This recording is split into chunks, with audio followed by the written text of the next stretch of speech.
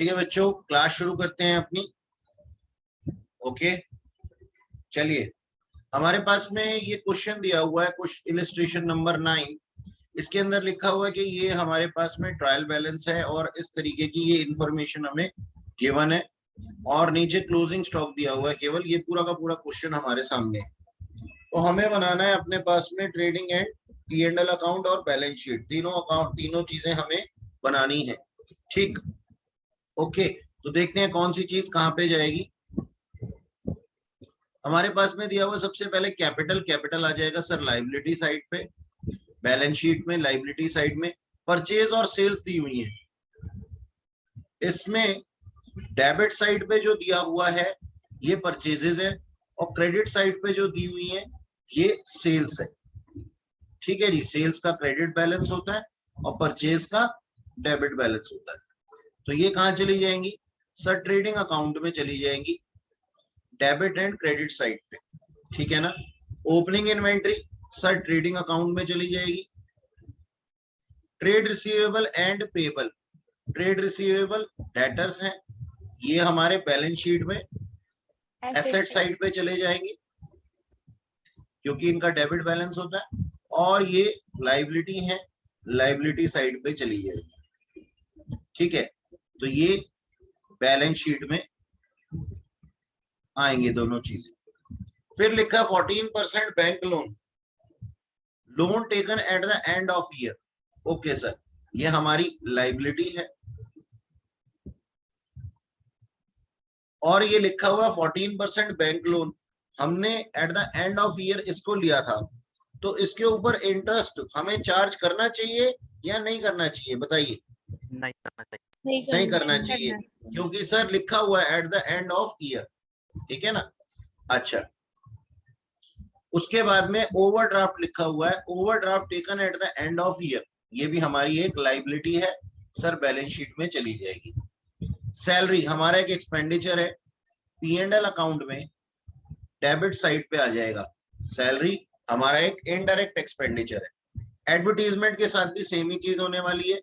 Other expenses भी similar nature के हैं, तो सैलरी, एडवर्टीजमेंट और अदर एक्सपेंसेस जो हैं वो कहाँ चले जाएंगे? P&L अकाउंट की डेबिट साइड पे। रिटर्न्स लिखी हुई है। अब ये रिटर्न्स है सर सेल्स और परचेज रिटर्न। चेक कर लेते हैं इसमें सेल्स रिटर्न कौन सी है और परचेज रिटर्न कौन सी है। देखो बच्चों, सेल्स का क्रेडिट बैलेंस होता है तो सेल्स रिटर्न का डेबिट बैलेंस होगा, तो ये क्या है? Sales return. और परचेज का डेबिट बैलेंस होता है तो परचेज रिटर्न का क्रेडिट बैलेंस होता है, तो ये है परचेज रिटर्न। तो ये कहां पे एडजस्ट हो जाएंगे जा करके? ये एडजस्ट हो जाएंगे हमारी सेल और परचेज में से। कहां पे आएंगे ये सर? ट्रेडिंग अकाउंट में, डेबिट एंड क्रेडिट साइड पे सेल्स और परचेज में से एडजस्ट हो जाएंगे, यानी कि माइनस हो जाएंगे। ओके, यानी कि 12,10,000 रुपए में से 40,000 रुपए एडजस्ट हो जाएंगे और जो हमारे 6,05,000 है उसमें से 30,000 रुपए माइनस हो जाएंगे। फर्नीचर हमारे एसेट्स हैं, बैलेंस शीट में एसेट साइड पे आ जाएंगे। बिल्डिंग भी एसेट है और कैश इन हैंड भी एसेट है, ये बैलेंस शीट में एसेट साइड पे दिखाई देगी।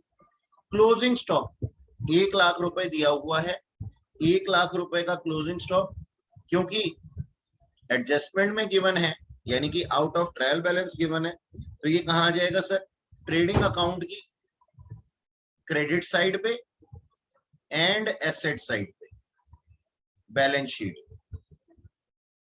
तो ये हमारे पास में एक बहुत ही लड्डू क्वेश्चन था जो हमने देखा। इस टाइप का क्वेश्चन आएगा, ऐसा सोचना भी मत, सपना भी आए तो उठ जाना।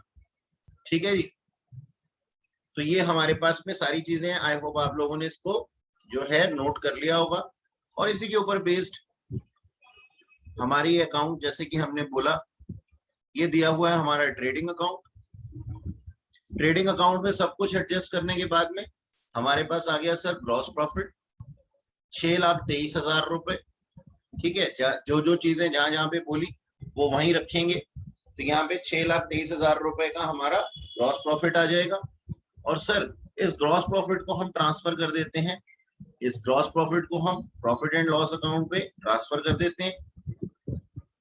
तो 6,23,000 रुपए के बाद में फर्दर इनडायरेक्ट एक्सपेंडिचर जैसा कि मैंने बताया था जो भी वो यहाँ लिखेंगे तो हमारे नेट प्रॉफिट्स आ जाएंगे 1,83,000 रुपीज। और फिर ये कहाँ ट्रांसफर हो जाएगा?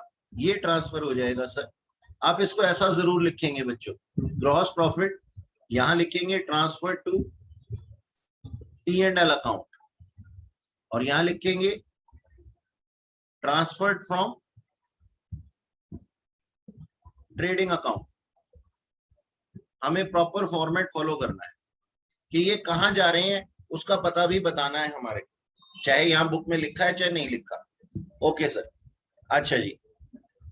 इसी तरीके से नेट प्रॉफिट जो आए हैं इसको भी हम कहां लिख देंगे? Transfer to capital.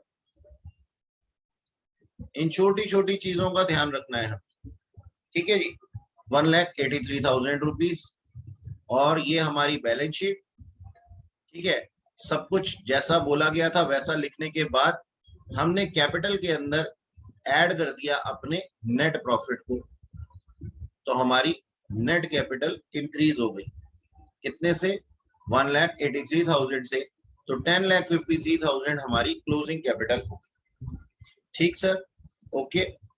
अच्छा, एक बात मैं आप लोगों को बताऊंगा, कोई भी पर्टिकुलर्स आप लिखते हैं ना, कोई भी पर्टिकुलर्स लिखते हैं तो आप इसको प्रॉपर लिखें अमाउंट एंड रुपीज के साथ में। बहुत से बच्चे यहाँ पे रुपीज का साइन लगा करके छोड़ देते हैं, ठीक है जी, ऐसा नहीं करना। ये करेंसी का सिंबल है और ये अमाउंट जो है ये हमारे को बताता है कि हम इसमें अमाउंट लिख रहे हैं, और अमाउंट कौन सी करेंसी में लिखा जा रहा है वो बताता है। यहाँ डॉलर भी हो सकता है लेकिन ऊपर अमाउंट ही लिखा जाना जरूरी है दोनों साइड, इस बात का ख्याल रखना। अच्छा जी, चलो आगे चलते हैं। देखो नीचे नोट लिखा हुआ है कि लोन और ओवरड्राफ्ट जो थे वो at the end of year थे, इसलिए कोई इंटरेस्ट शो नहीं किया गया। चलिए सर, नेक्स्ट क्वेश्चन।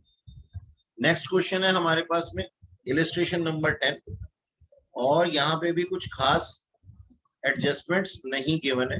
चलिए इसको भी फटाफट से कर लेते हैं, लड्डू लड्डू से क्वेश्चन है ये।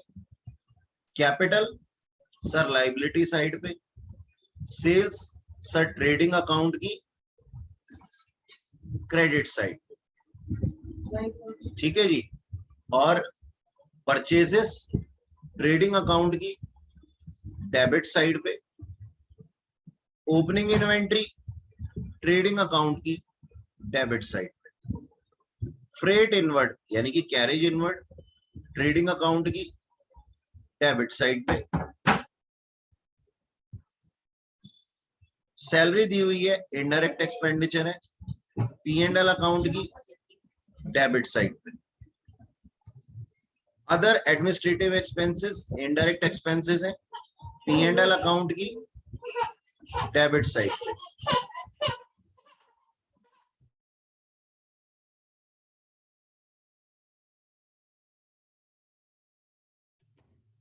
जी बच्चों आगे देखते हैं, फर्नीचर एसेट साइड पे, ट्रेड रिसीवेबल एंड पेएबल हमारी बैलेंस शीट में आएंगे सर, एसेट एंड लायबिलिटी। जैसा कि अभी पिछले क्वेश्चन में बताया था, ये एसेट है ये लायबिलिटी है, ठीक है, ये ट्रेड रिसीवेबल और ये ट्रेड पेएबल। रिटर्न्स दी हुई है सर, ये हमारी ट्रेडिंग अकाउंट में चली जाएंगी। ये जो है ये सेल्स रिटर्न है, सेल्स में से माइनस हो जाएंगी, और ये परचेज रिटर्न है, परचेज में से माइनस हो जाएंगे। ठीक सर। अच्छा, अब डिस्काउंट दिए हुए, डिस्काउंट दिए हुए 19,000 और 9,000, ठीक है, ठीक। तो देखो डिस्काउंट का डेबिट बैलेंस भी है क्रेडिट बैलेंस भी है, तो ये है हमारा डेबिट साइड पे है डिस्काउंट अलाउड, और ये क्रेडिट साइड पे है डिस्काउंट रिसीव्ड। ऐसा क्यों? ऐसा इसलिए बच्चों कि डिस्काउंट अलाउ जो होता है उसका डेबिट बैलेंस होता है। क्यों डेबिट बैलेंस होता है? क्योंकि डिस्काउंट अलाउड एक तरीके का हमारा एक्सपेंस या फिर लॉसेस होते हैं कि हमने डिस्काउंट दे दिया अपने डेटर्स को, है ना। तो डिस्काउंट अलाउड एक एक्सपेंडिचर है, एक्सपेंडिचर का डेबिट बैलेंस होता है, ठीक है।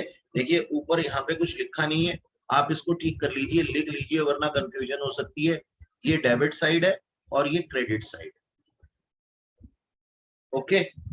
तो डेबिट हमारे डिस्काउंट अलाउड आते हैं और क्रेडिट साइड पे डिस्काउंट रिसीव आते हैं, और ये दोनों ही कहां पे आएंगे sir, P and L account में आएंगे। पी एंड एल अकाउंट की डेबिट साइड पे आ जाएगा डिस्काउंट अलाउड, और डिस्काउंट रिसीव क्रेडिट साइड पे आ जाएगा पी एंड एल अकाउंट की, क्योंकि वो हमारी एक इनकम है। हमने क्रेडिटर से 9,000 रुपए के डिस्काउंट रिसीव किए, लेकिन income other than business product है। बताया था, याद है मैंने बताया था, दो तरह की इनकम होती है, एक तो बिजनेस प्रोडक्ट से और दूसरी अदर देन बिजनेस प्रोडक्ट से। तो ये अदर देन बिजनेस प्रोडक्ट है, इसलिए हमारे पास पी एंड एल अकाउंट की क्रेडिट साइड पे आएगा। बैड डेट्स, ये भी sir P and L account की डेबिट साइड पे आएगा। क्यों? क्योंकि सर ये पैसे हमारे डूब चुके हैं, एक तरीके का लॉसेस, ठीक है। Investment in government securities, investments हैं बेटा, ये हमारे एसेट्स हैं, बैलेंस शीट में चले जाएंगे एसेट साइड पे।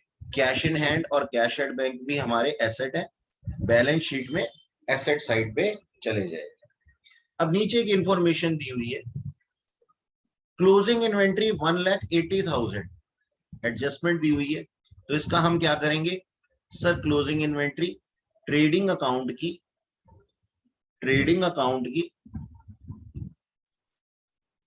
क्रेडिट साइड पे आ जाएगी, और साथ ही एसेट साइड पे भी आ जाएगी बैलेंस शीट, ठीक है जी।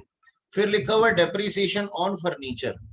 अब फर्नीचर हमारे पास में क्वेश्चन में गिवन थे 3,50,000 रुपीज, ठीक है जी। फर्नीचर कितने गिवन थे? 3,50,000 रुपीज। इसका जो डेप्रिसिएशन है 10%, ये कहां चला जाएगा? पी एंड एल अकाउंट की डेबिट साइड, और साथ ही ये डिडक्ट हो जाएगा from furniture in balance sheet. तो हमारे नेट फर्नीचर कितने आ जाएंगे सर? हमारे पास में फर्नीचर थे 3,50,000 रुपए के, और उसमें से 10% यानी कि 35,000 रुपए का डेप्रिसिएशन लग चुका है। तो अब हमारे पास में कितने के रह जाते हैं? 3,00,000, बोलो 15,000। Yes sir. ये हमारे पास बैलेंस शीट में आ जाएगा, balance sheet asset side.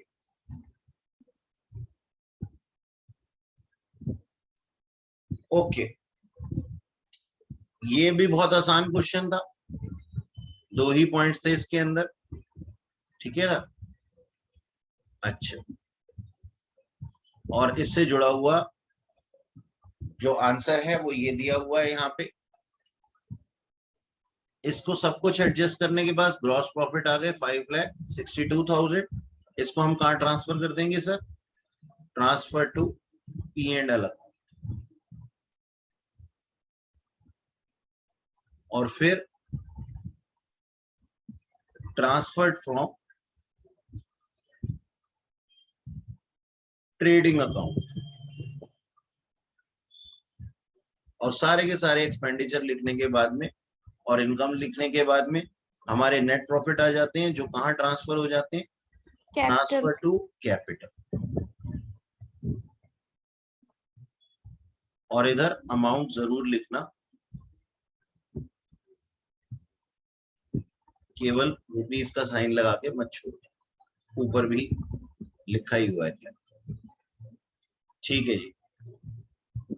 Balance sheet दी हुई है हमें, बैलेंस शीट में हमने सब कुछ लिखा जैसा भी था। देखो मैंने बताया था फर्नीचर,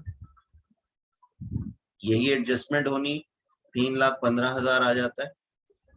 और नेट प्रॉफिट जो हमारे पास में आया है उसको हमने कैपिटल के अंदर इंक्लूड कर दिया, 8,02,000 रुपए हमारी न्यू कैपिटल आ गई, ठीक है जी। आसान सा क्वेश्चन था ये। अब देखते हैं सर अपने पास में 11th क्वेश्चन। 11th क्वेश्चन भी बहुत आसान है। इसमें ओपनिंग एंट्रीज बनानी है, जैसा कि लास्ट क्लास में मैंने बताया था आपको कि ये हमारी क्लोजिंग 31 मार्च की बैलेंस शीट है, और इससे हमने इन अमाउंट्स को हमने कहा लेके जाना है, इन अमाउंट्स को हमने लेकर के जाना है न्यू ईयर में। तो हम क्या करते हैं, all assets to all liabilities, ठीक है जी, ये हम जनरल एंट्री बना देते हैं। तो ये बनाई हुई है, ये देखिए जैसा आपको लास्ट क्लास में सिखाया था। इसके अंदर देखना क्या है, हमें क्या लिखनी है entry, fixed asset account debit, inventory account debit, trade receivable account debit. Trade receivable कितने से लिखोगे आप, 1,88,000 से, बस प्रोविजन नहीं लिखना अभी। फिर कैश अकाउंट डेबिट टू, अब सबसे पहले लिखो जी, to provision for trade receivable account 6,200, to trade payables account, to bank overdraft, to capital. यानी कि हमारे को क्या करना है, प्रोविजन को क्रेडिट साइड पे लेकर के जाना है, ठीक है जी, और ट्रेड रिसीवेबल को डेबिट साइड पे इन्हीं फिगर्स के साथ में लेकर के जाना।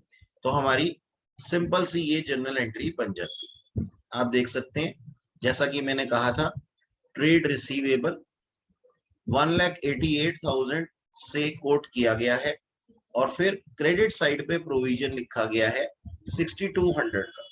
ये बहुत ही सिंपल सा क्वेश्चन। नेहा नागपाल जी पूछिए, क्या पूछना चाहती हैं? सर आपने कहा कि जब डेबिट में सब लिखने के बाद टू ट्रेड पेबल, ऐसा कोई सीरीज में लिखना जरूरी है? बेटा हम ना कोशिश करते हैं कि कैपिटल सबसे नीचे आए। मैं बताता हूं, हाँ जरूरी है, ये ना एक फॉर्मेट का पार्ट है, मैं आपको समझाता हूं। देखो हम ये कहते हैं हमारे पास में जो लाइबिलिटीज हैं उनमें हम सबसे पहले आउटसाइड लाइबिलिटीज पे करते हैं।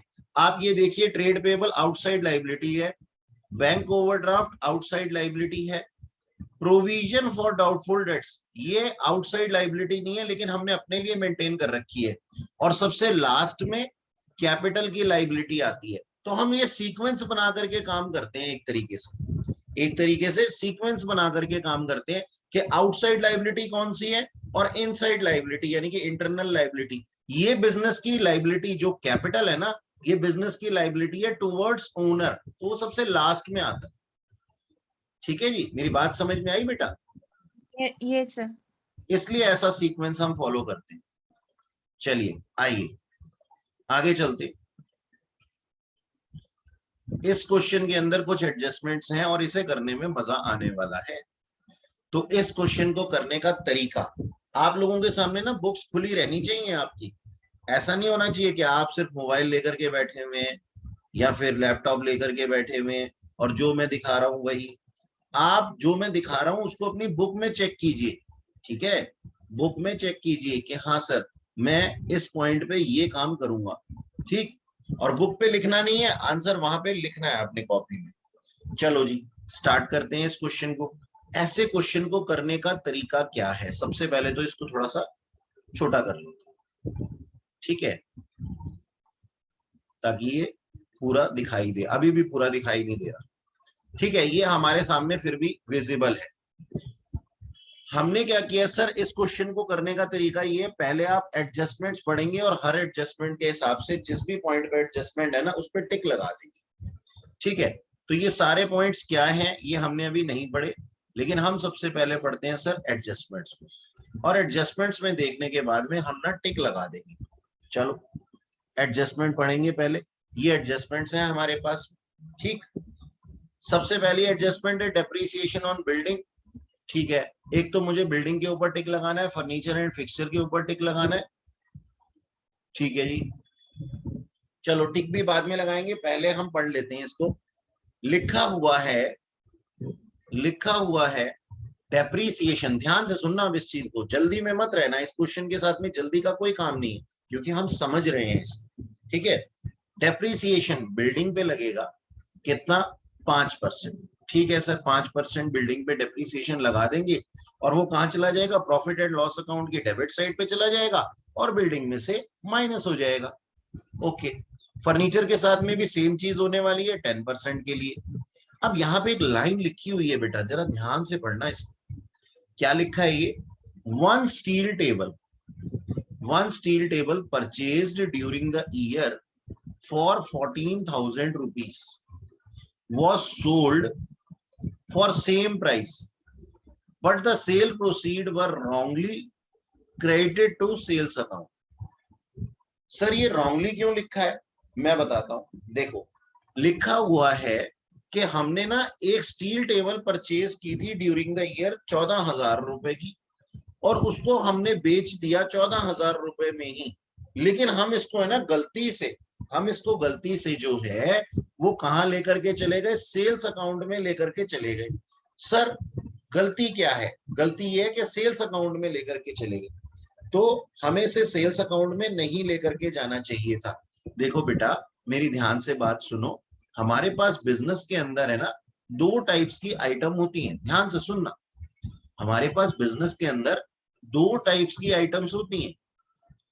एक तो जिनके अंदर हम डील कर रहे होते हैं उनको हम कहते हैं गुड्स, और दूसरा जिनको हम यूज कर रहे होते हैं, यूज के लिए हमने खरीदा होता है, उनको हम कहते हैं सर एसेट्स। यानी कि हम इसका बिजनेस नहीं करने वाले, एसेट का हम बिजनेस नहीं करने वाले, हम अपने बिजनेस के अंदर इसका यूटिलाइजेशन करने वाले। तो गुड्स क्या चीजें होती हैं? परचेज की जाती हैं फॉर रीसेल, ठीक है जी। लेकिन और अब अगर हम गुड्स का परचेज या सेल करते हैं, परचेज करते हैं या सेल्स करते हैं, तो हमारे कौन कौन से अकाउंट ओपन होते हैं? सर परचेज अकाउंट और सर सेल्स अकाउंट। लेकिन जब हम एसेट का सेल या परचेज करते हैं, सेल करते हैं या परचेज करते हैं, तो सर एक ही अकाउंट के अंदर बात की जाती है और उस अकाउंट का नाम है सर एसेट अकाउंट।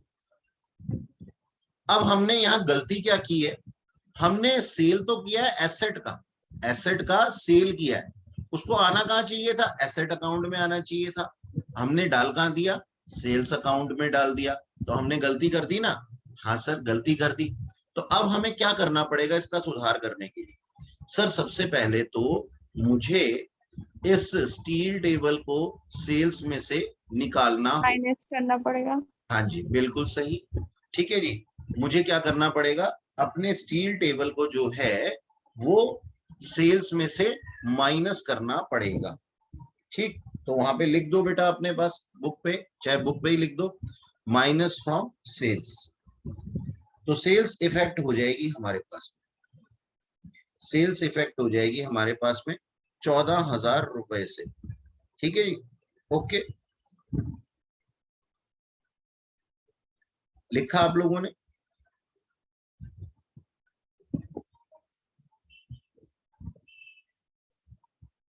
या मैं लिख दूं? चलो मैं ही लिख देता हूं। इसका इफेक्ट होगा माइनस कर दो सेल्स में से 14,000 रुपीज, ठीक है। आगे चलते हैं। ऑफिस इक्विपमेंट बाय 15% डेप्रीशिएट होंगे, ठीक है सर। ऑफिस इक्विपमेंट को 15% से हम डेप्रीशिएट कर देंगे और प्रॉफिट एंड लॉस अकाउंट में क्या डाल देंगे? प्रॉफिट एंड लॉस अकाउंट में हम डेप्रीसिएशन को डाल देंगे 15% से। अब देखो ध्यान से सुनो, ऊपर स्टील टेबल की ही बात बताता हूं।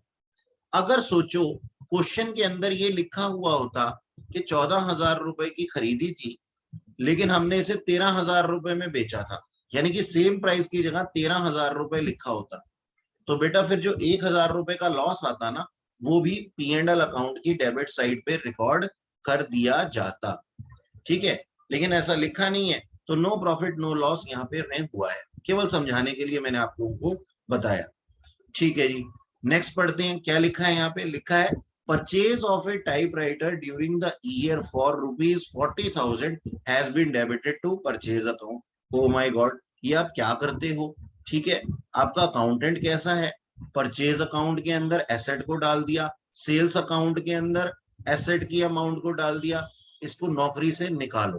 तो हम क्या करेंगे सर, जैसे हमने सेल्स अकाउंट के साथ में किया था, हम क्या कर देंगे, यहाँ पे जो टाइपराइटर है जिसको कि हमने परचेज किया है, उसको हम माइनस करेंगे। इस पॉइंट का क्या होगा, माइनस करेंगे सर परचेजेस में से, और सर एसेट साइड पे रिकॉर्ड करेंगे। इसको हम एसेट साइड पे रिकॉर्ड करेंगे टाइपराइटर पे। ओके,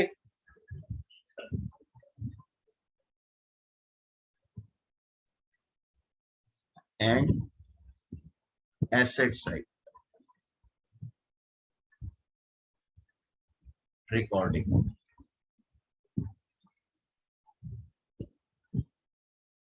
ठीक है जी। अच्छा, एक सेकेंड, हाँ, ऑफिस इक्विपमेंट के का ही पार्ट बन जाएगा ये। कितने का था ऑफिस इक्विपमेंट हमारे पास में, चेक कर लेते हैं।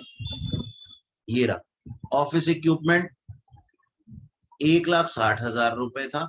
ठीक है, और ये ऑफिस इक्विपमेंट के अंदर ही जोड़ दिया जाएगा, क्योंकि ये ऑफिस इक्विपमेंट ही होता है ना जो हमारा टाइपराइटर होता है। ठीक है, तो एसेट साइड पे भी इसकी रिकॉर्डिंग कर देंगे और माइनस कर देंगे परचेजेस में से। ठीक, तो अब याद रखना, पहले वाले पॉइंट के अंदर हमने किस किस के अंदर एडजस्टमेंट करनी है सर, एक तो बिल्डिंग पे, फर्नीचर पे, परचेजेस पे, सेल्स पे, ठीक है, और ऑफिस इक्विपमेंट पे और मोटर कार पे। ठीक है, मोटर कार पे भी डेप्रीसिएशन लगने वाला है, मोटर कार पे भी 20% डेप्रीसिएशन लगने वाला है, जो कि P&L अकाउंट की डेबिट साइड पे आने वाला है। चलो अब इनको ना सबको रिकॉर्ड कर लेते हैं कि सर कहाँ कहाँ पे इसकी एडजस्टमेंट्स होने वाली हैं। ठीक है, सर। हाँ जी बेटा। सर मैं कह रही थी ये जो ऑफिस इक्विपमेंट में हम टाइपराइटर ऐड नहीं करते, अलग से उसे एसेट्स में दिखाते हैं, तो क्या हमारा क्वेश्चन गलत हो जाएगा? बिल्कुल गलत नहीं होगा मेरी बच्ची, बस हमें उसको बैलेंस शीट में दिखाना है, वो हमारा एक एसेट है। Okay sir. क्योंकि है ना, मैंने ऐसा इसलिए किया क्योंकि यहाँ पे देखो ना, ये कोलन का साइन लगा हुआ था यहाँ पे ना, आप थोड़ा सा इसको जूम करोगे या फिर अपनी बुक में देखोगे तो यहाँ पे ना कोलन का साइन लगा हुआ है। इसका मतलब ये है कि इक्विपमेंट के अंदर ही हम इसको डाल सकते हैं, मतलब ये कॉमा के साथ में ना कोलन कोलन लगा हुआ है पूरा का पूरा, इस वजह से मैंने ऐसा किया। आप इसको सेपरेटली भी दिखा सकते हो, और वैसे तो इस चीज को दुनिया जानती है कि हमारा जो ऑफिस इक्विपमेंट का ही पार्ट होता है टाइपराइटर, लेकिन अगर आपका ध्यान नहीं रहता, अलग से आप दिखाना चाहते हो, कोई दिक्कत नहीं बेटा, हो जाएगा, वो उसमें नंबर नहीं कटेंगे। ओके कि सर। हमने बैलेंस शीट में तो दिखाया है ना, इसलिए। अच्छा जी, अब हमारी एडजस्टमेंट्स के हिसाब से हम क्या करेंगे, सबसे पहले ढूंढो बिल्डिंग को, कहाँ है बिल्डिंग, बिल्डिंग के ऊपर टिक लगाओ।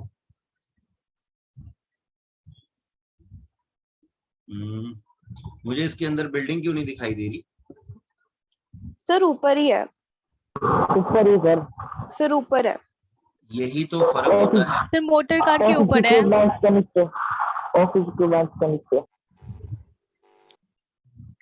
तो हमने इन सब चीजों के ऊपर फर्स्ट एडजस्टमेंट को देखते हुए टिक लगा लिया। चलिए अब नेक्स्ट, वैल्यू ऑफ स्टॉक दी हुई है हमारे को, ये कहा जाएगा सर, बहुत ही आसान है, ट्रेडिंग अकाउंट की क्रेडिट साइड पे आ जाएगा और सर एसेट साइड पे आ जाएगा बैलेंस शीट में। ठीक है, नेक्स्ट लिखा हुआ है 2 month rent for godown is outstanding. तो आउटस्टैंडिंग रेंट जो है वो करंट ईयर के एक्सपेंडिचर का पार्ट है ना।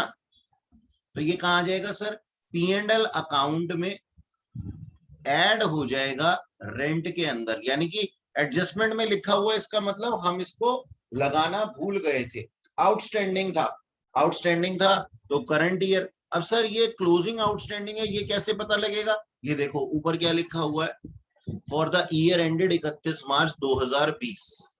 ठीक है जी, हमारे को करना है, अच्छा ईयर एंडेड करना है, और हमारे को ये सब प्रोविजन इन चीजों के लिए भी बनाने हैं, यानी कि ये एडजस्टमेंट हमारी क्लोजिंग की एडजस्टमेंट है। तो जब तक यहाँ एडजस्टमेंट्स के अंदर लिखा ना हुआ हो कि हमारा ओपनिंग आउटस्टैंडिंग था, हम इसको क्लोजिंग आउटस्टैंडिंग ही मानेंगे। नेक्स्ट पॉइंट में देखिए क्या लिखा हुआ है, interest on loan to Vishwanath ठीक है जी, Vishwanath is payable at 12% per annum. This loan was taken on 1/5/2019।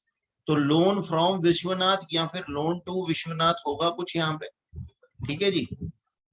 Interest on loan from Vishwanath कितना है, 27,000 रुपए यहाँ लिखा हुआ है, ठीक है। और हमें ढूंढना है यहाँ पे लोन फ्रॉम विश्वनाथ, ये रहा 3 लाख रुपए का। अब ध्यान से समझना इसको, ध्यान से समझना। 3 लाख रुपए के ऊपर हमारे को कितना देना था, 3 लाख रुपए के ऊपर हमारे को 12% देना, 12%। ठीक है। अब ध्यान से सुनो, पहले सुन लो मेरी बात, कोई मत बोलो बीच में। 3 लाख रुपए के ऊपर 12% इंटरेस्ट था, ठीक है। और 1 मई को लिया गया था, ऐसा डेट यहाँ दी हुई है, 1 मई दी हुई है ना, 1 मई 2019, ठीक है जी। यानी कि 1 मई से लेकर के 31 मार्च तक कितने बनते हैं, 11 महीने बनते हैं सर। 11/12। जल्दी से बता दो ये इंटरेस्ट कितना आ गया। सर 33,000। 33,000 आपकी आवाज कट रही है।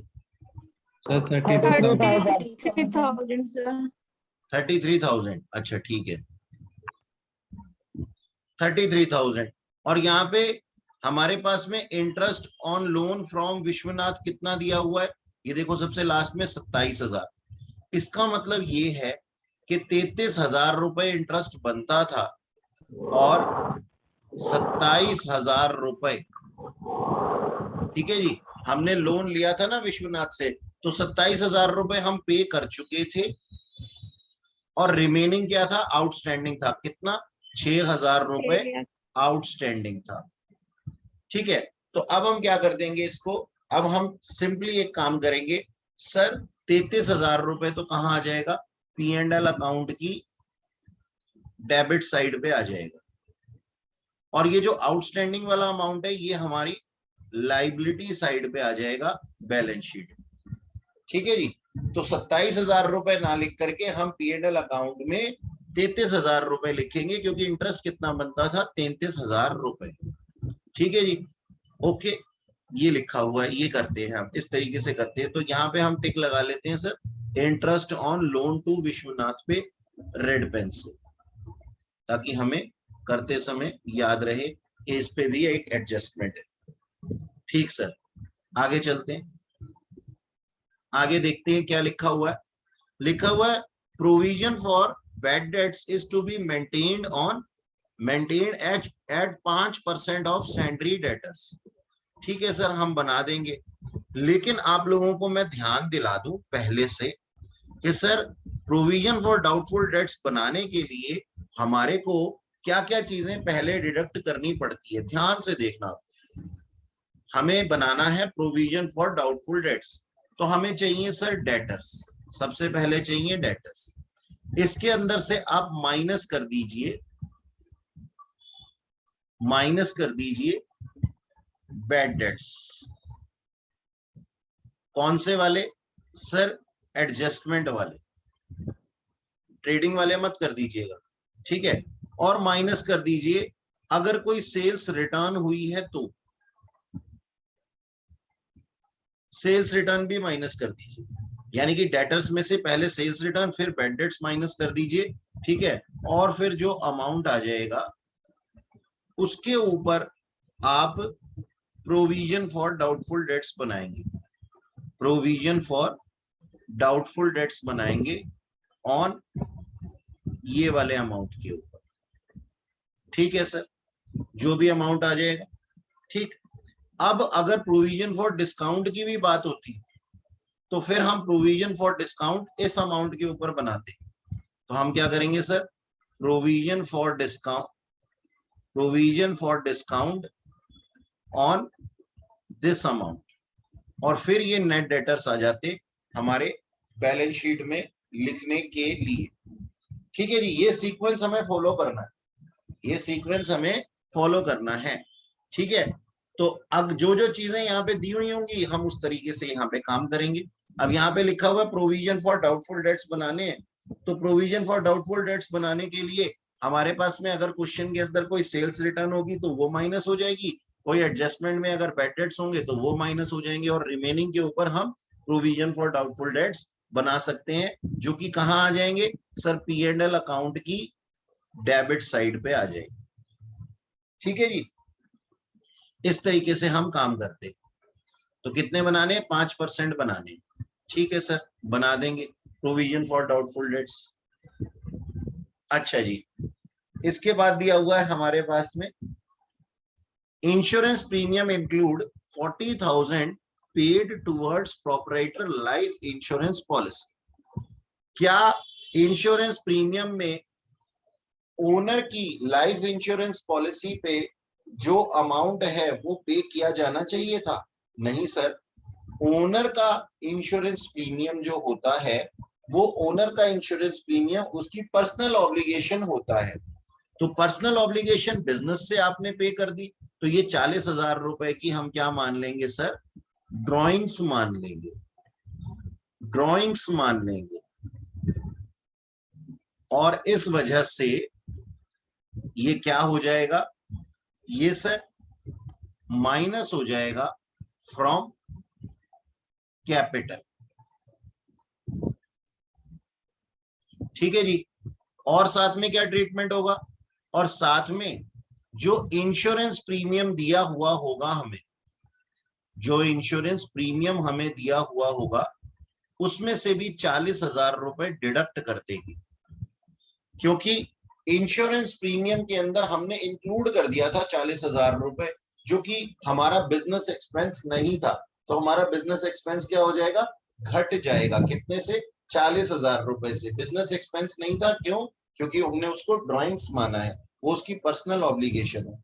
अच्छा, आगे देखो क्या लिखा हुआ है, and the balance of insurance charges covered the period from 1/4/2019 से 30/6/2020 तक। यानी कि देखो, हमें पे करना चाहिए था कब से लेकर के कब तक, जो रिमेनिंग इंश्योरेंस प्रीमियम बचा हुआ है ना, उसका वो जो अमाउंट है वो कितने टाइम के लिए, 1/4/2019 से 30/6/2020 तक, जबकि ये होना चाहिए था कब तक, 31 मार्च 2020 तक। इसका मतलब यहां से लेकर के आगे तक हमने अगले साल का पे कर दिया है, 30/6/2020 तक हमने पे कर दिया है। यानी कि कितने महीने का एडवांस में पे कर दिया है सर, अप्रैल, मई और जून, 3 मंथ्स का हमने प्रीपेड कर दिया है।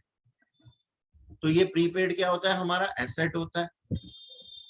ठीक है, और ये जो 3 महीने का, ये तो एसेट मान लिया जाएगा, प्लस हम क्या करेंगे, इसको माइनस कर देंगे फ्रॉम इंश्योरेंस प्रीमियम। क्यों सर, क्यों माइनस कर देंगे, क्योंकि सर हमने कसम खाई थी कि हम केवल इसी साल के खर्चे लिखेंगे, और ये तो नेक्स्ट ईयर का खर्चा है। ये बात समझ में आई? तो ये पूरा का पूरा पॉइंट एक बार फिर से बता देता हूं। लिखा गया है इसमें कि इंश्योरेंस प्रीमियम के अंदर 40,000 रुपए ओनर की अपनी लाइफ पे, ओनर की अपनी लाइफ पे जो प्रीमियम था वो पे किया गया। तो सर हम तो केवल बिजनेस एक्सपेंस लिखते हैं, तो इंश्योरेंस प्रीमियम में से आप माइनस कर दीजिए कितने, 40,000 रुपए। फिर जो बचा हुआ इंश्योरेंस प्रीमियम है उसके अंदर से हमें 3 महीने का इंश्योरेंस प्रीमियम और माइनस करना है।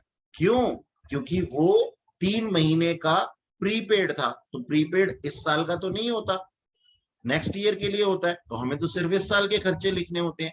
तो सर प्रीपेड इंश्योरेंस प्रीमियम हम 3 महीने का और माइनस कर देंगे रिमेनिंग अमाउंट में से, और साथ ही जो हमने प्रीपेड कर दिया है वो हमारा एक एसेट हो जाएगा, तो उसको हम एसेट साइड में भी लिख देंगे। तो ये सारी की सारी हमारे पास में एडजस्टमेंट्स थी। आइए अब इन एडजस्टमेंट्स को अपने पास में टिक भी कर लेते हैं। हाँ जी, चैट में क्या भेजा है किसी ने, सर एक बार प्रोविजन फॉर डाउटफुल डेट्स दोबारा समझा दो। हाँ जी बिल्कुल समझाता हूँ, अभी समझाता हूँ, पहले जरा पॉइंट्स लगा लें, जब वो पॉइंट आएगा तो फिर से समझा दूंगा, दोबारा से समझा दूंगा। देखो हमारे पास में क्या दिया हुआ है, सबसे पहले कैश इन हैंड दिया हुआ है। कैश इन हैंड कहाँ आ जाएगा सर, एसेट साइड पे आ जाएगा, बैलेंस शीट के अंदर, ये भी एसेट साइड पे आ जाएगा।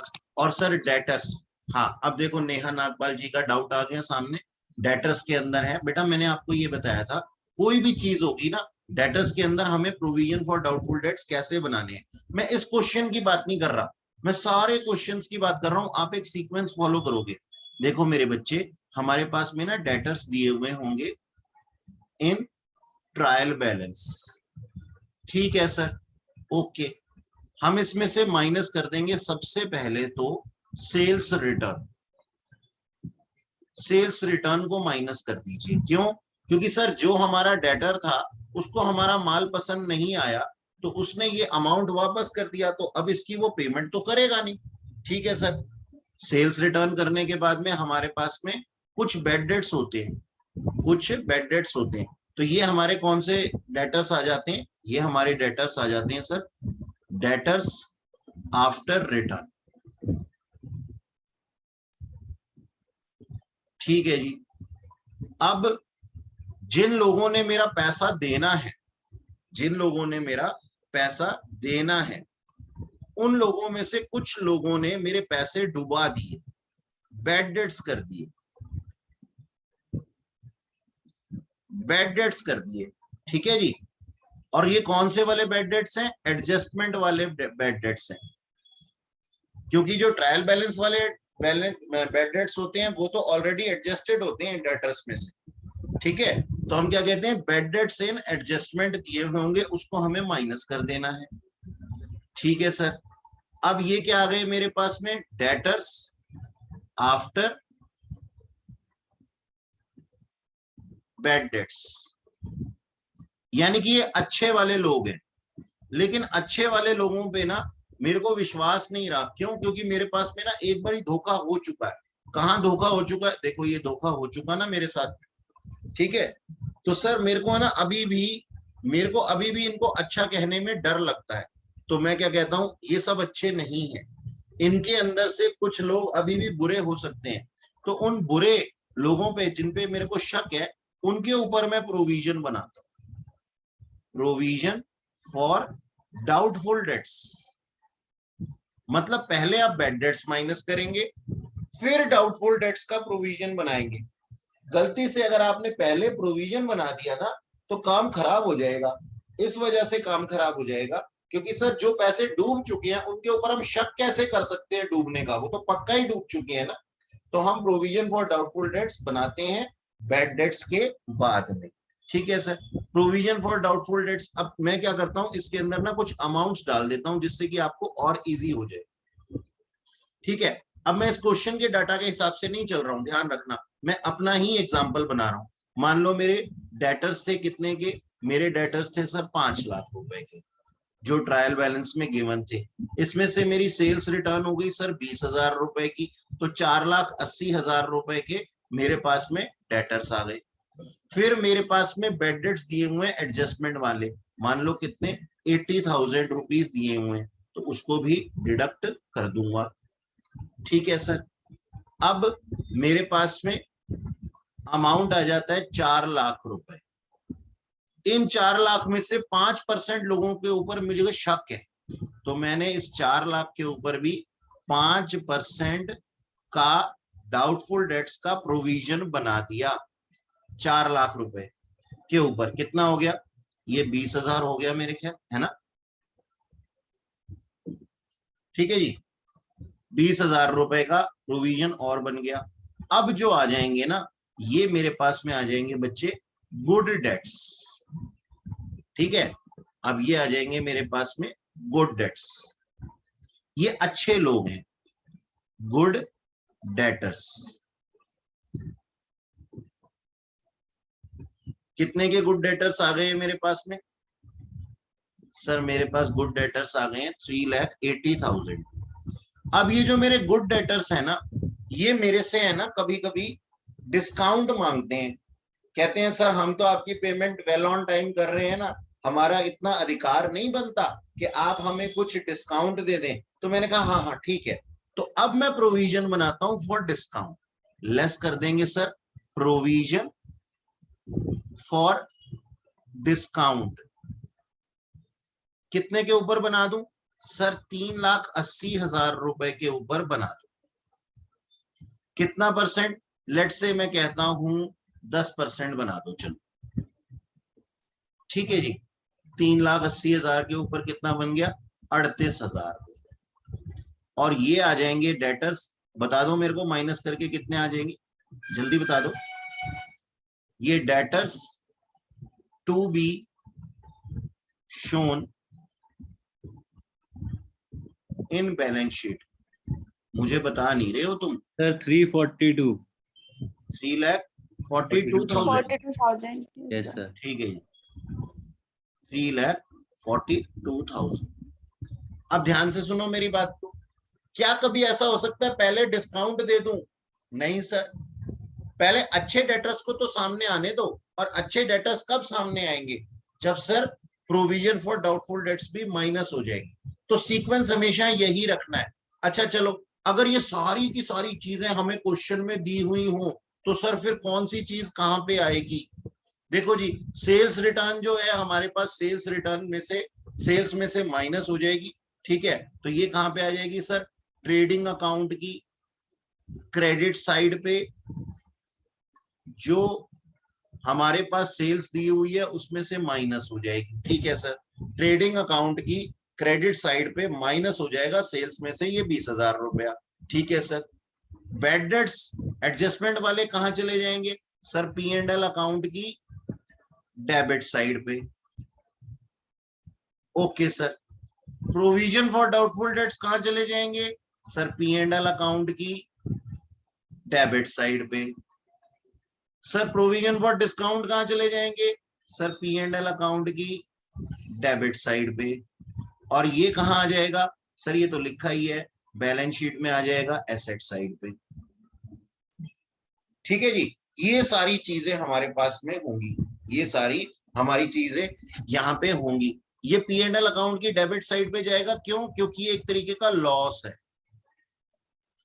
ये P&L अकाउंट की डेबिट साइड पे जाएगा क्योंकि सर ये एक तरीके का प्रोविजन है अगेंस्ट प्रॉफिट, अगेंस्ट प्रॉफिट्स। यानी कि हमने प्रोविजन बना के रखा हुआ है, ये लॉस नहीं है, ये प्रोविजन है।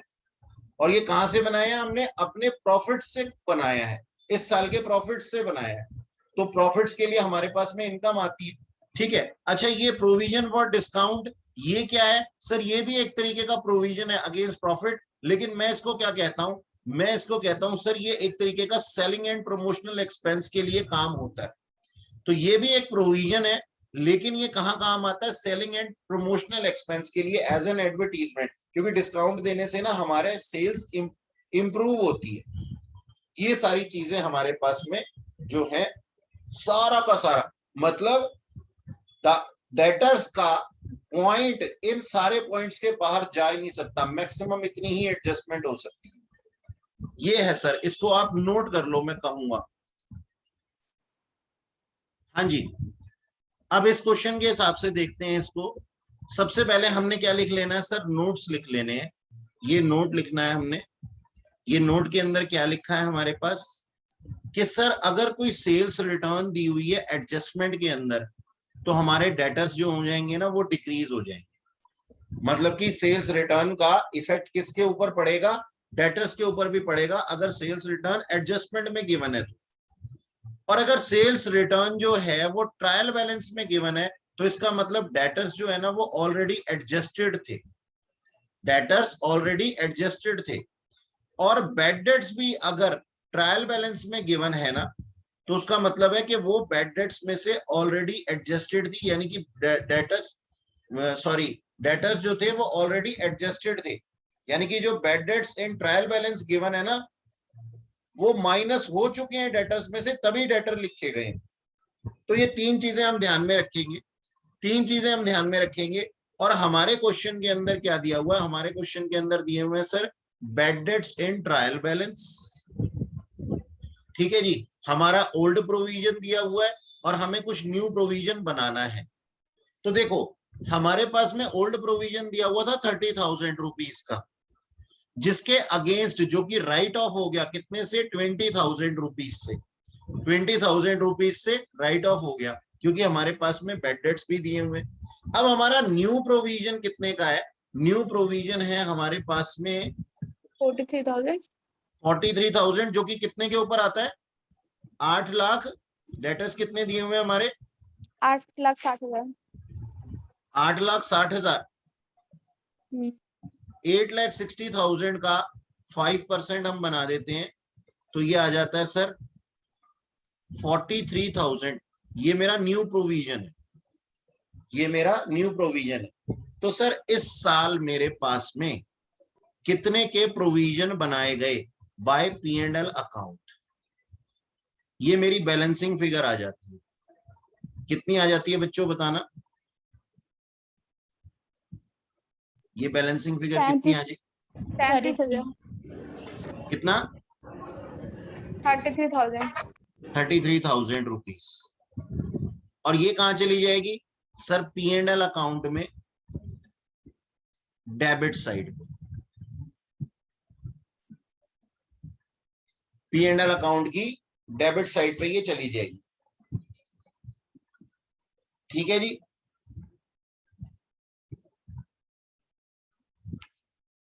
दोनों कट। बच्चों नोट कर लिया आप लोगों ने? Yes sir. Sir cell return जो एडजस्टमेंट में दिया रहता है उसे बस हम डेटर से एडजस्ट करेंगे। डेटर्स और सेल्स रिटर्न से। दोनों सेल्स रिटर्न जो है एडजस्टमेंट में जो गिवन है उसको हम डेटर्स एंड, अच्छा यहाँ पे मैंने डेटर्स के पर्सपेक्टिव से ही सारे पॉइंट बताए हैं ना, तो इसलिए चलो यहाँ पे ये भी लिख लो, एंड माइनस हो जाएगी हमारी सेल्स भी। ठीक है, वो मैं डेटर्स के पॉइंट ऑफ व्यू से बता रहा था ना, इसलिए ऐसा लिख दिया था। Okay sir. इसको नोट करो फटाफट से।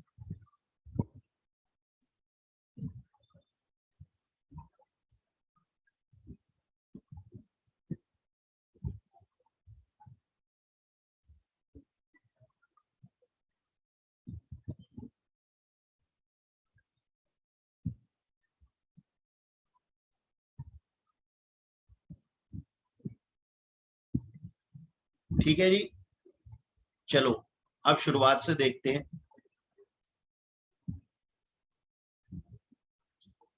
कौन सी चीज कहां पे जाएगी? Cash in hand sir asset side पे जाएगा बैलेंस शीट में। Cash at bank sir asset side पे जाएगा बैलेंस शीट में। डेटर्स की कहानी हमने पूरी की पूरी अभी सुन ली। हमारे डेटर्स जो है उसके ऊपर प्रोविजन बन जाएगा। ठीक है, और न्यू प्रोविजन ही वहां से माइनस होंगे कितने? 43,000 रुपीज के। ठीक है ना, न्यू प्रोविजन इस साल जो है हमारे जो जितने थे 43,000 के वो माइनस हो जाएंगे।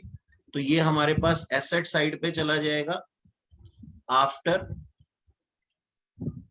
प्रोविजन ऑफ 43,000, क्योंकि न्यू प्रोविजन ही केवल माइनस होते हैं।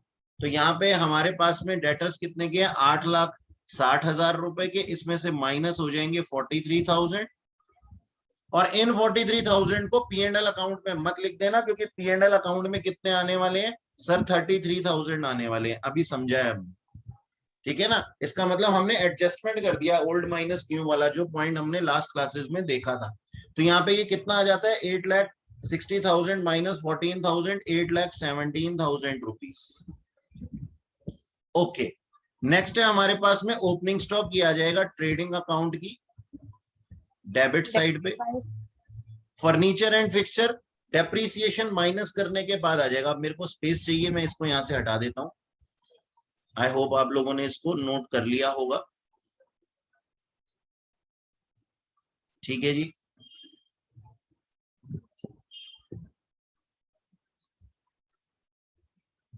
अच्छा फर्नीचर एंड फिक्सचर के अंदर क्या था? फर्नीचर एंड फिक्सचर के अंदर सर डेप्रीसिएशन था। जितना भी डेप्रीसिएशन था, डेप्रीसिएशन कहां चला जाएगा सर? P&L अकाउंट की डेबिट साइड पे।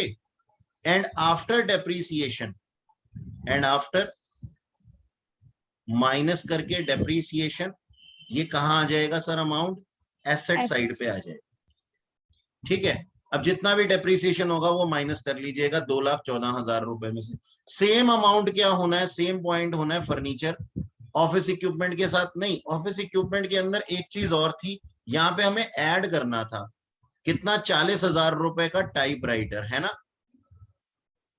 Typing Yes, machine sir. थी हमारे पास में 40,000, तो ये कितना बन गया, 1,60,000 प्लस 40,000, तो यहाँ पे हमारा बन गया 2 लाख रुपए। अब इस 2 लाख रुपए में से माइनस करना है हमारे को डेप्रीसिएशन जो भी बन जाएगा, और ये डेप्रीसिएशन कहाँ आ जाएगा सर, P&L अकाउंट की डेबिट साइड में, एंड आफ्टर डेप्रीसिएशन जो भी अमाउंट आएगा ना वो आ जाएगा सर एसेट साइड। ठीक, तो पहले ऑफिस इक्विपमेंट के अंदर 1,60,000 के अंदर 40,000 ऐड करने हैं। क्यों करने हैं, क्योंकि सर वहां पे लिखा हुआ था। आप अगर सेपरेटली करना चाहें सेपरेटली भी कर सकते हैं। बिल्डिंग के अंदर से भी हमें क्या करना है, माइनस कर देना है डेप्रीसिएशन, और डेप्रीसिएशन कहां चला जाएगा, ये डेप्रीसिएशन P&L अकाउंट में चला जाएगा। मतलब कि बार बार वही चीज मैं नहीं दोहरा रहा, ठीक है जी। तो मैं यहां लिख देता हूं same as above, same as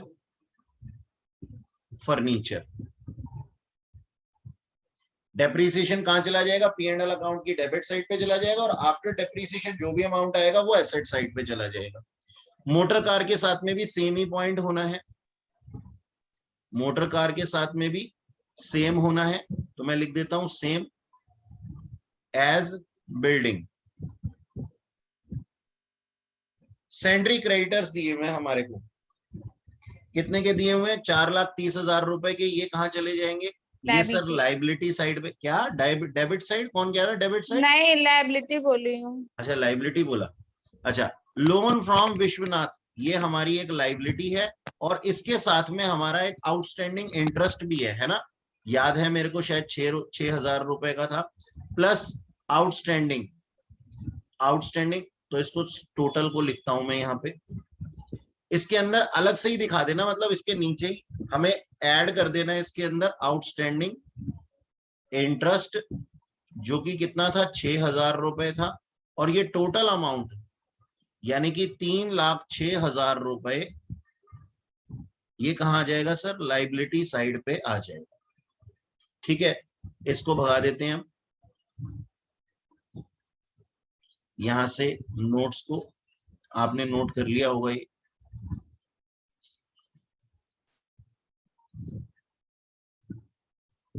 ठीक जी, अब प्रोविजन फॉर डाउटफुल डेट्स के लिए हम नोट बना चुके हैं ऑलरेडी, और 33,000 का ट्रीटमेंट हम कर चुके हैं। हमने नोट्स बनाए थे, हमने इसको लिख दिया सर नोट्स, जो हमने अभी बनाया था। परचेजेस दी हुई है हमारे पास में, परचेजेस दी हुई है ना, और परचेजेस के साथ में कुछ परचेज रिटर्न भी दिया हुआ है क्या? यस सर, और टाइपराइटर भी हाँ, माइनस और टाइपराइटर भी था, हाँ बिल्कुल सही। तो परचेजेस में से हम माइनस कर देंगे परचेज रिटर्न, ठीक नीचे ही दी हुई है, हाँ देखो, और माइनस कर देंगे हमने टाइपराइटर। अच्छा, वो शायद टाइपराइटर नहीं था, वो कुछ और था। सेल्स के अंदर जो था वो स्टील टेबल था, हाँ वो स्टील टेबल था जो वो तो सेल सेल्स के। का था ना, ये परचेज का टाइपराइटर ड्यूरिंग द ईयर बोला नहीं, है। वहां पे एक स्टील टेबल भी थी, मुझे याद है क्वेश्चन के वो अंदर। सेल्स का है वो। हाँ वो सेल्स steel का है, मैं table। भी यही कह रहा हूँ। और वहां पे हाँ, इक्विपमेंट के अंदर 40,000 रुपए का टाइपराइटर हम अभी जोड़ चुके हैं ऊपर। तो yes। हम यहाँ से परचेजेस में से भी माइनस करना पड़ेगा सर, कितना, 40,000 रुपया टाइपराइटर का। ठीक है, और फिर जो हमारे पास में आ जाएगा वो कहाँ आ जाएगा, ट्रेडिंग अकाउंट की डेबिट साइड। परचेज रिटर्न हम ऑलरेडी इसके अंदर कर ही चुके हैं, ये रहा, डिडक्ट कर चुके हैं। सेल्स, हाँ अब सेल्स के अंदर है, सेल्स के अंदर हमने फर्नीचर, एक स्टील टेबल को सेल कर दिया था, जिसको कि सेल्स के अंदर डाल दिया था। तो सेल्स में से वहां से माइनस कर देंगे क्या, स्टील टेबल। स्टील टेबल कितने का था, 14,000। का। हाँ, हमने इसको नो प्रॉफिट नो लॉस पे बेचा था। yes। तो स्टील टेबल माइनस करने के बाद 23 लाख रुपए में से 14,000 रुपए माइनस करने के बाद ये आ जाएगा सर ट्रेडिंग अकाउंट की क्रेडिट साइड पे। ठीक, सेल्स रिटर्न हम कर चुके सर, यहां से माइनस करेंगे हम सेल्स रिटर्न, ठीक है, ठीक है, सेल्स रिटर्न भी माइनस होगा इधर ही, तो इसको प्रॉपर ही लिख लेते हैं जैसे हमने परचेज रिटर्न को लिखा था, माइनस कर देंगे सेल्स रिटर्न, और फिर जो बैलेंस आ जाएगा वो आ जाएगा ट्रेडिंग अकाउंट की क्रेडिट साइड पे। ये हमारा सेल्स रिटर्न भी यहाँ एडजस्ट हो गया। सैलरी ये P&L अकाउंट की डेबिट साइड। डेबिट साइड पे आ जाएगा। और रेंट फॉर गोडाउन के बारे में कुछ लिखा हुआ है, मेरे को एग्जैक्टली याद नहीं है, एक बारी नीचे चलते हैं देखते हैं। ये सर आउटस्टैंडिंग दिया है। आउटस्टैंडिंग था तो वो ऐड हो जाएगा 2 महीने का रेंट, तो 2 महीने का रेंट निकल करके आएगा कितना, आउटस्टैंडिंग रेंट 55,000 रुपए है हमारे पास में, तो इसके अंदर ऐड कर देंगे 2 महीने का, और वहां अमाउंट तो दिया नहीं हुआ था, ठीक है। तो देखो चेक करते हैं इसको, ध्यान से देखना इस कैलकुलेशन को। 55,000 रुपए कितने के लिए, 10 महीने के लिए है ना, और 2 महीने का आउटस्टैंडिंग है, तो बताओ 2 महीने का कितना होगा, कितना आ जाएगा ये, 11,000 कितना 11,000 11,000 आता है ये, यस ठीक है। सर। याद रखना इसको 12 से डिवाइड मत कर देना, क्योंकि ये 10 महीने का दिया हुआ है तभी तो आउटस्टैंडिंग है ना अभी, ठीक है। तो हम क्या कर देंगे, इसके अंदर ऐड कर देंगे 11,000 रुपए, और इन 11,000 रुपयों को, इन 11,000 रुपयों को हम लाइबिलिटी साइड लेकर के जाएंगे, और साथ ही इस पूरे अमाउंट को, टोटल अमाउंट को हम कहां लेके जाएंगे, P&L अकाउंट की डेबिट साइड, ठीक। Interest on loan from Vishwanath का हम ऑलरेडी कर चुके हैं, यहाँ लिखा ही हुआ है। Rates and taxes P&L account की डेबिट साइड पे, डिस्काउंट अलाउड टू डेटर्स दिया हुआ है, तो ये P&L अकाउंट की डेबिट साइड पे। Discount receive from creditors P&L account की क्रेडिट साइड पे, इनकम है ये। Freight on purchases trading account की डेबिट साइड पे। कैरेज आउटवर्ड है, इनवर्ड नहीं है, तो P&L अकाउंट की क्रेडिट साइड पे, ये सेलिंग एंड प्रमोशनल एक्सपेंस है, कैपिटल में से माइनस हो जाएगी। हाँ जी, P&L अकाउंट के डेबिट साइड होगा ना, तो डेबिट ही तो लिखा है मैंने, देखो ध्यान आपने से, क्रेडिट लिखा था। कभी कभी जल्दी जल्दी करने में हो जाता है। अच्छा, P&L अकाउंट की डेबिट साइड पे एक्सपेंस है ये। Printing and stationery P&L account की डेबिट साइड पे। इलेक्ट्रिसिटी चार्जेस ये भी P&L अकाउंट की डेबिट साइड पे। इंश्योरेंस प्रीमियम के साथ में कुछ लोचा था, हाँ, इसने ड्राइंग्स कर दी थी ना। अच्छा, यहाँ पे हमने ड्राइंग्स को बढ़ाना भी पड़ेगा। कितनी थी ड्राइंग्स हमारे पास, ऊपर मैंने अभी देखा था, यहाँ पे कुछ ड्राइंग्स लिखी हुई थी ना, ये रहा ड्राइंग्स, हाँ ये रहा। 1,20,000 के अंदर हम ऐड कर देंगे कितने की, 40,000 रुपए की ड्राइंग्स और ऐड कर देंगे। 40,000 रुपए का इंश्योरेंस प्रीमियम था ना वो। तो अब देखिएगा, अरे मैंने इसको क्यों मिटा दिया, P&L अकाउंट की डेबिट साइड पे इंश्योरेंस प्रीमियम में से सर हम माइनस कर देंगे 40,000 रुपए, तो रिमेनिंग कितना बच जाएगा, 55 में से 40 गए, कितना बचा, 15,000 15,000। अब 15,000 में भी कुछ प्रीपेड है, 15,000 में प्रीपेड है, कितने के, 3 महीने के, यानी कि 15,000 अपने आप में 15 महीने का है, 3 महीने का प्रीपेड था। तो बताओ 3 महीने का कितना होगा सर, 3,000 रुपए, है ना। तो अब मैंने क्या बताया था आप लोगों को उस टाइम, कि सर ये जो 3,000 रुपए है ये हमारे एसेट साइड पे चला जाएगा, और ये माइनस हो जाएगा कहां से, इंश्योरेंस प्रीमियम में से। एसेट साइड पे चला जाएगा और इंश्योरेंस प्रीमियम में से माइनस हो जाएगा एज प्रीपेड एक्सपेंसेस। ठीक है जी। अच्छा, इसके बाद दिया हुआ है सर हमारे को जनरल एक्सपेंसेस और फिर बैड डेट्स और फिर बैंक चार्जेस और फिर मोटर कार एक्सपेंसेस। ये सारे के सारे कहां चले जाएंगे? P&L P&L account अकाउंट की डेबिट डेबिट साइड। कैपिटल दी हुई है, लाइबिलिटी साइड पे आ जाएगी और माइनस हो जाएगी इसमें से ड्राइंग्स ड्राइंग्स और ऐड होगी नेट प्रॉफिट। और ऐड हो जाएगा नेट प्रॉफिट और अगर लॉस हुआ तो माइनस हो जाएगा। ठीक है जी। ये हमारे पास में पूरा का पूरा क्वेश्चन है जो कि एक बहुत बढ़िया क्वेश्चन था। 2 लड्डू क्वेश्चन के बाद में एक अच्छा क्वेश्चन हमारे पास में है और इसका सॉल्यूशन जो है वो इस तरीके से दिया हुआ है। याद रखना यहाँ पे एक क्लोजिंग स्टॉक भी दिया हुआ है जो कि हमने लिख लिया है ऑलरेडी, तो ट्रेडिंग अकाउंट बनाते समय इसको कंसीडर जरूर करना, जरूर आना और चाहिए। एसेट्स में भी, एसेट साइड भी, हाँ दोनों जगह पे आएगा, ट्रेडिंग अकाउंट में भी और एसेट साइड पे। ठीक, ये देखो ये इस तरीके से दिया हुआ। आपने ये नहीं सोचना कि सर हमने तो बुक पे कर लिया, मेरा काम केवल समझाने का था, तो मैं तो केवल समझाऊंगा। ठीक है, ये नीचे बैलेंस शीट बनी हुई है, आप इसको अपने हाथ से निकालेंगे। जो आपने क्या नाम है ये लिखा है ना सब कुछ, इन सब चीजों को आप अपनी कॉपी में लिखेंगे। जी नेहा जी पूछिए। सर जब आपने प्रोविजन फॉर डाउटफुल डेट का अकाउंटिंग ट्रीटमेंट समझाया था तब आपने ओल्ड प्रोविजन जो ट्रायल बैलेंस में दिया है और जो एडजस्टमेंट में दिया है उन दोनों का डिफरेंस पीएनएल अकाउंट में लिखा था। हाँ जी पर बिल्कुल, बारी में हाँ अकाउंट क्यों बनाया? बेटा इसलिए बनाया, देखो उस टाइम पे ना मैंने अपने पास में ये नहीं माना था कि मेरे पास में कोई बैड डेट्स दिए हुए हैं एडजस्टमेंट में। ओ सॉरी, बैड डेट्स दिए हुए हैं कहाँ पे?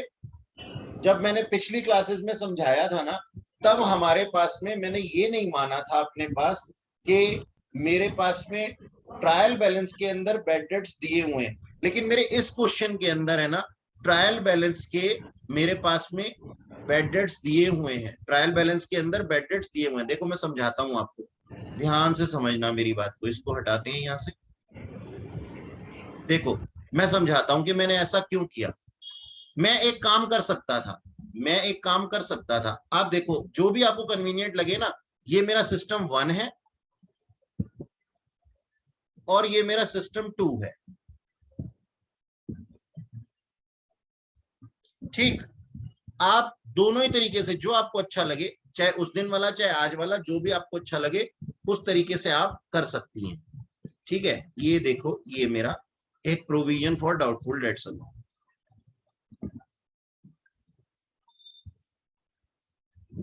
देखो मेरा ओल्ड प्रोविजन दिया हुआ था, मैंने क्या किया बाय बैलेंस, आज मैंने क्या समझाया बाय बैलेंस बीडी, और यहाँ पे टू बैलेंस सीडी, ये न्यू प्रोविजन और ये ओल्ड प्रोविजन। मान लो मेरे पास में मेरा ओल्ड प्रोविजन था, ये मैं अपना डाटा ले रहा हूं, ये क्वेश्चन पूरा हो चुका है, उससे कोई लेना देना नहीं। मान लो मेरा ओल्ड प्रोविजन था 50,000 और मेरे बैड डेट्स हो गए। अब जब मेरे बैड डेट्स हो गए तो मेरा ओल्ड प्रोविजन जो है, यानी कि bad debts in trial balance वाले अमाउंट से मेरे ओल्ड प्रोविजन भी माइनस हो गए होंगे ना, कम हो गए होंगे ना, यानी कि यूटिलाइज हो गए होंगे। तो मैंने उसको यहां कम करने की बजाय इधर लिख दिया टू बैड डेट्स। कितने के?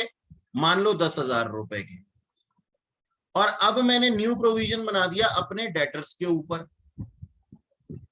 मान लो मेरे डेटर्स के ऊपर मेरा न्यू प्रोविजन आता है 60,000, तो इसका मतलब old provision is less than new provision, यानी कि न्यू प्रोविजन ज्यादा है, तो मेरे को कुछ प्रोविजन बनाना पड़ेगा। बाय P&L अकाउंट मैंने लिख दिया, जो भी मेरी बैलेंसिंग फिगर आ गई। ठीक, अब आप सिस्टम 1 से इस तरीके से कर सकती हैं। सिस्टम 2 से आप करना चाहें तो आप एक काम कीजिए, एडजस्टमेंट में देखिए कि सर मेरा ओल्ड प्रोविजन कितने का है और मेरा न्यू प्रोविजन कितने का है, ठीक है। मान लीजिए इसी डाटा को उठा लेते हैं, आपका ओल्ड प्रोविजन हो गया 50,000, न्यू प्रोविजन हो गया 60,000, तो इसका मतलब आपका 10,000 रुपए कहां जाने वाला है, एज एन एक्सपेंडिचर जाने वाला है P&L अकाउंट की डेबिट साइड पे, जबकि यहां पे ये डेबिट साइड पे 10,000 नहीं जा रहा था, ये P&L अकाउंट की डेबिट साइड पे जा रहा था। अमाउंट कितना आ गया मेरे को एक बार बता ही दो ना प्लीज। 40 और यहाँ पे कितना, पुराना तो हो गया 40 और ये 60, तो 20,000 आ जाना चाहिए, है ना। तो ये 20,000 रुपए आपके P&L अकाउंट की डेबिट साइड पे जा रहा था, बस ये हो रहा था। अब ये सिस्टम 2 क्या कहता है, सिस्टम 2 ये कहता है 10,000 रुपए आप कहां भेज दो, P&L अकाउंट की डेबिट साइड पे भेज दो, और वो जो बैड डेट्स हुए हैं, ओल्ड बैड डेट्स, यानी कि bad debts in trial balance जो गिवन है, उसको कहां भेज दो आप, P&L अकाउंट की डेबिट साइड पे भेज दो, है ना। भेजने वाले हो ना नेहा जी। तो अब देखो ये भी 10,000 थे और ये भी 10,000 थे, P&L कितने से इफेक्ट हुआ है सर, 20,000 से इफेक्ट हुआ है सिस्टम 2 में। सिस्टम 2 में मेरा P&L 20,000 से इफेक्ट हुआ है, सिस्टम 1 में भी मेरा P&L 20,000 से ही इफेक्ट हुआ है। तो चाहे आप सिस्टम 1 अपना लो चाहे सिस्टम 2 अपना लो, मुझे कोई दिक्कत नहीं है, किसी एग्जामिनर को भी कोई दिक्कत नहीं। बात समझ में आई, सिर्फ मैंने ओल्ड बैड डेट्स को एडजस्ट कर दिया था यहाँ पे ओल्ड प्रोविजन के अगेंस्ट। समझ में आई नेहा बेटा, अगर नहीं आई दोबारा पूछ लो। एक सेकंड, अच्छा लिख रही हो क्या, नहीं एक डाउट है वो देख रही हूँ। कोई बात नहीं, पहले इसका बता दो मेरे को, ये समझ में आ गया, इसी के हिसाब से देख रही हूँ। हाँ देख लो, अच्छे से देख लो, बिल्कुल अच्छे से, सारे बच्चे देख लो, चाहे सिस्टम 1 कर लो चाहे सिस्टम 2 कर लो, कोई दिक्कत नहीं।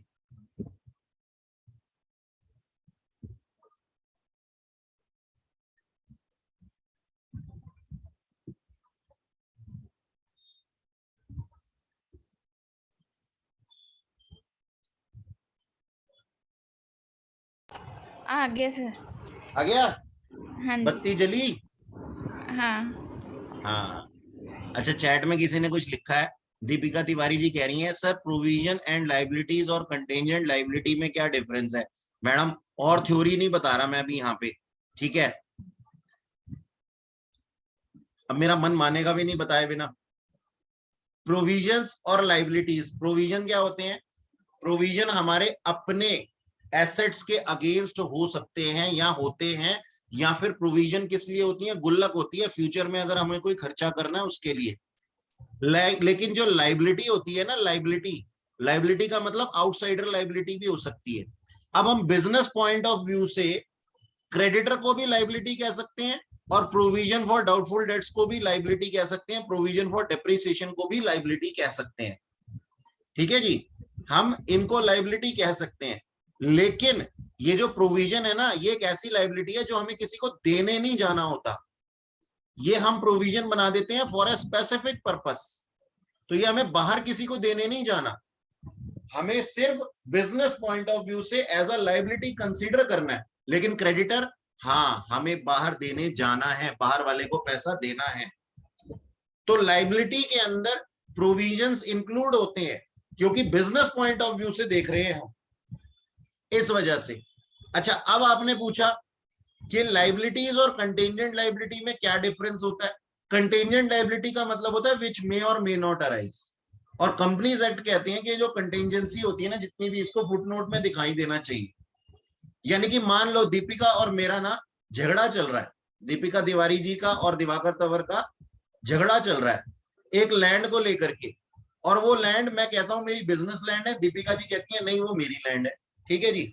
तो अब इसका फैसला किसी के भी पक्ष में आ सकता है और दूसरे बंदे को कोई ना कोई अमाउंट पे करना पड़ सकता है। तो जो अमाउंट पे करेगा ना, अभी उसके लिए ये कंटेंजेंसी है, फ्यूचर में क्या होगा किसी को नहीं पता। तो कंटेंजेंट लाइबिलिटी होती है विच मे और मे नॉट अराइज, हमें कंपेंसेशन मिल भी सकता है, हमें कंपेंसेशन पे भी करना पड़ सकता है, याद है बिल ऑफ एक्सचेंज में नोटिंग चार्जेस वगैरह, ठीक है। तो कंटेंजेंट लाइबिलिटी वो होती है विच मे और मे नॉट अराइज, और लाइबिलिटीज होती हैं सर हमारे पास में जो एग्जैक्ट लाइबिलिटीज हैं। अब मेरा ना ये खत्म करने से पहले ही दीपिका जी की चैट आ गई, ओके सर थैंक यू, बस करो और डेप्थ में मत बताओ। पहले पूछ लेते हैं फिर हाथ जोड़ लेते हैं। अच्छा जी, नेहा जी ये समझ में आ गया बच्चे आपको? Yes sir. ठीक है, आपकी वजह से और लोगों का भी भला हो गया, क्योंकि मुझे पक्का पता है उस दिन मैंने सिस्टम 2 से बताया था, आज मैंने सिस्टम 1 से बताया है। बहुत से लोगों के मन में डाउट होगा लेकिन पूछा किसी ने नहीं होगा। ठीक है, ये मेरा डी जो है ना ये ओ की तरह लगता है, ये डी कर लो इसको। ठीक है बच्चों, ये क्वेश्चन को आप लोग करो, अपने हाथ से करना होगा, आपको करना ही पड़ेगा। ठीक, और हम नेक्स्ट क्लास के अंदर करेंगे बेटा। आज तो इसको यहीं रोकते हैं, क्योंकि अगर एक और क्वेश्चन स्टार्ट किया ना तो फिर वो काफी लंबा समय ले जाएगा और फिर आपकी नेक्स्ट क्लास भी। और यहाँ पे क्वेश्चन है एम भी नहीं, तो क्वेश्चन मैं नेक्स्ट क्लास में जो लेकर के आऊंगा ना वो अपने असाइनमेंट से लेकर के आऊंगा। ठीक है जी, ओके। सर, आप अपना पीडीएफ सेंड नहीं किए। हाँ मैं पीडीएफ, अच्छा पीडीएफ मेरी बुक वाला मैंने Yes, sir. पीडीएफ बेटा इसलिए आपको सेंड नहीं किया, मनमीत मैडम कह रही थी कि फिजिकल फॉर्म में उन्होंने बुक्स जो हैं वो अवेलेबल करा ली हैं ऑफिस में, तो इट्स बेटर कि आप पीडीएफ से पढ़ो, आप फिजिकल फॉर्म वाली जो बुक है वो ले लो। अच्छा, ठीक है, सर अभी आ गई है ऑफिस में। मे भी आप इस चीज के लिए मनमीत मैम से बात कर लीजिए। Okay sir. स्कैनर्स वाला ही सर आ गया है। बात कर लीजिएगा उनसे, ऑफिस का तो वही बताएंगे ना जी, मैं तो घर में बैठा हूँ, आप उन्हीं से पूछ अभी नहीं लीजिए। आई, मैम मना कर रही थी, मैम से पूछा था। सर मेरी भी 2 दिन पहले मैम से बात हुई थी, तो मैम कह रही थी इस वीक के बाद। अच्छा एक सेकेंड ठहरो, हाँ जरा ये रिकॉर्डिंग को ऑफ कर देते हैं पहले।